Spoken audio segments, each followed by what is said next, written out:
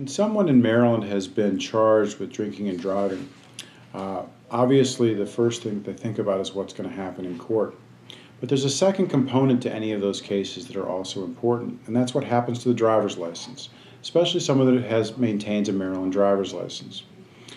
In Maryland, the control over that driver's license rests with the Motor Vehicle Administration.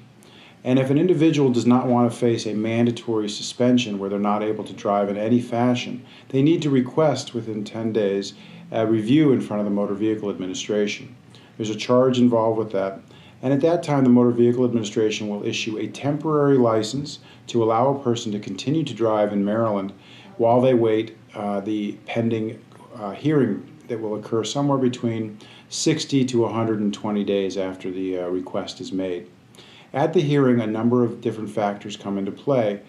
whether or not there was an actual breath test that was given at the scene of the accident, or whether there was a refusal,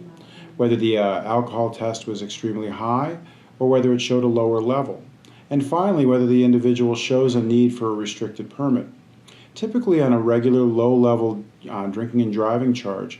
our clients are able to come out with a restricted license for a brief amount of 45-day period of time where they're able to drive for work purposes and other personal reasons, and then at the end of that 45 days are able to get their license fully reinstated.